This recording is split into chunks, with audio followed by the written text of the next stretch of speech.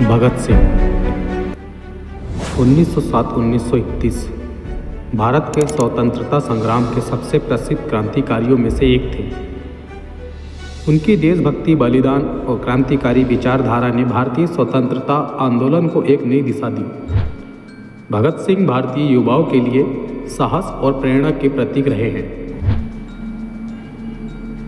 शुरुआती जीवन। भगत सिंह का जन्म 28 सितंबर 1907 को ब्रिटिश भारत के पंजाब प्रांत के लयलपुर जिले में, अब पाकिस्तान में उपलब्ध है, के बंगा गांव में हुआ था। उनका परिवार स्वतंत्रता संग्राम से जुड़ा हुआ था।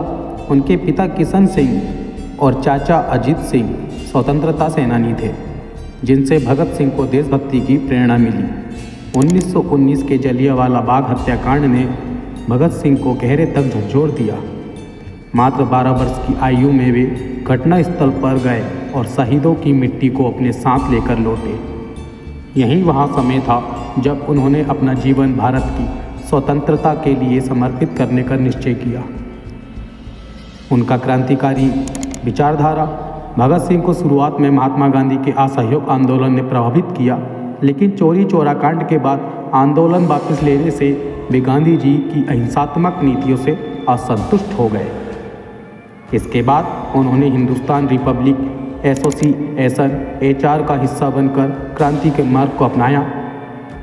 भगत सिंह ने यूरोपीय क्रांतिकारी साहित्य का गहराई से अध्ययन किया और कार्ल मार्क्स, लेनिन और फ्रेडरिक एंगल्स के समाजवादी विचारकों से प्रेरणा ली।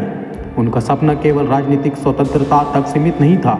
वे एक समाजवादी भारत की परिकल्पना करते थे, जिसमें आर्थिक और सामाजिक समानता हो।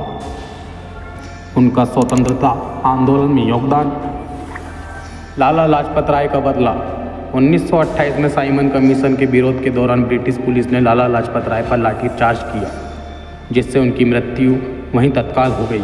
भगत सिंह ने अपने साथी शिवराम, राजगुरु, सुखदेव और चंद्रशेखर आज़ाद के साथ मिलकर इस घटना का बदला लेने का निर्णय लिया। उन्होंने ब्रिटिश अधिकारी जॉन सैंडर्स को गलती से मार दिया, जबकि उनका निशाना पुलिस अधीक्षक जेम्स स्कॉट था। सेंट्रल असेंबली बम धमाका। 8 अप्रैल 1929 को भगत सिंह और बटू केशवर दत्त ने दिल्ली की सेंट्रल असेंबली में बम फेंके। इन बमों का उद्देश्य किसी को मारना नहीं था और न ही किसी को हानि पहुंचाना था, बल्कि ब्रिटिश सरकार को यहां संदेश देना था कि भारतीय अब चुप नहीं बैठेंगे। उन्होंने मौके पर ही गिरफ्तार होकर अदालत को अपनी विचारधारा के प्रचार का मंच बनाया। उनकी गिरफ्तारी और शहादत। भगत सिंह, सुखदेव और राजगुरु पर सैंडर्स हत्याकांड और ब्रिटिश सरकार के खिलाफ षड्यंत्र का आरोप लगाया गया। उनके साहस और आदर्शों से प्रभावित होकर पूरे देश में उनकी रिहाई के लिए आंदोलन हुए। फिर भी ब्रिटिश सरकार ने उन्हें 23 मार्च 1931 को फांसी दे दी।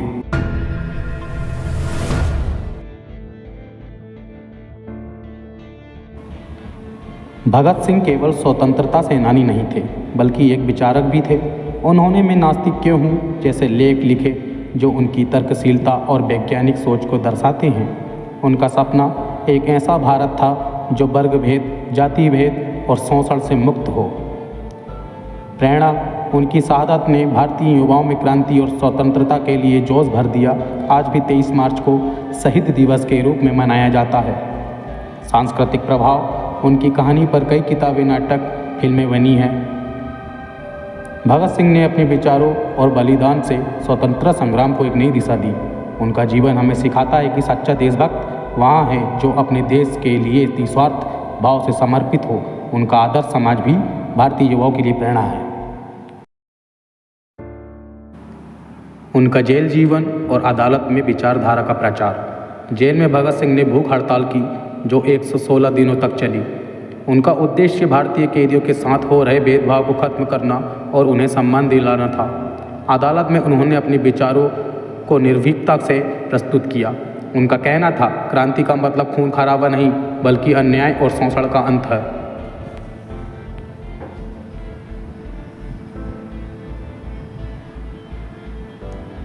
उनकी फांसी से पहले रात में भी उन्हें अपने आदर्शों को लेकर कोई पछतावा नहीं दिखाया।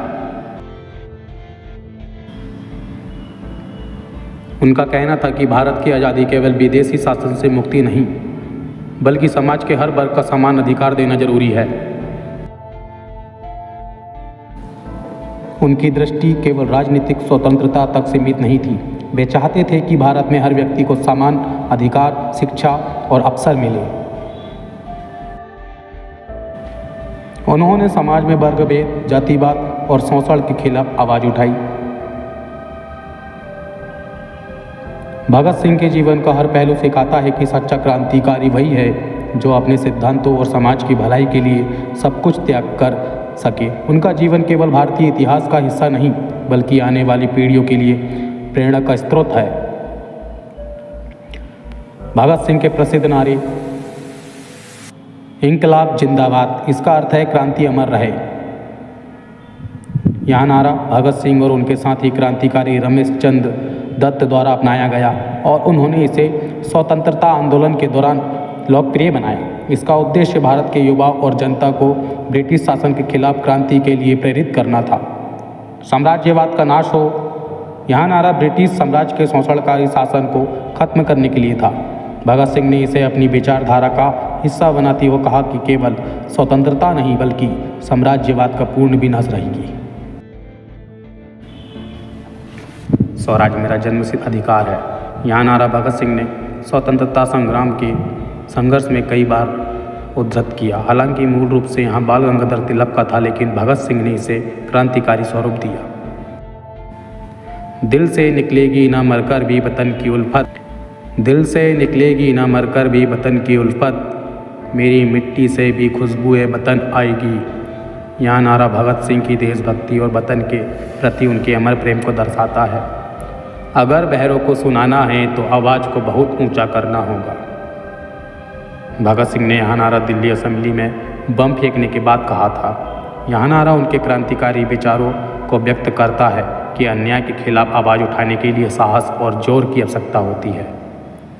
क्रांति मानवता का अपरिहार्य अधिकार है। इन नारों का महत्व, भगत सिंह की ये नारे न केवल स्वतंत्रता संग्राम के दौरान क्रांतिकारियों को प्रेरित करते थे बल्कि आज भी युवाओं को साहस, आत्म बलिदान का संदेश देते हैं। उन्होंने इन नारों के माध्यम से भारत की जनता में जागरूकता फैलाने और उन्हें अन्याय के खिलाफ लड़ने के लिए प्रेरित किया। इन नारों के पीछे भगत सिंह की विचारधारा और संघर्ष की भावना आज भी हमें स्वतंत्रता और सामाजिक न्याय के महत्व को बोध कराती है।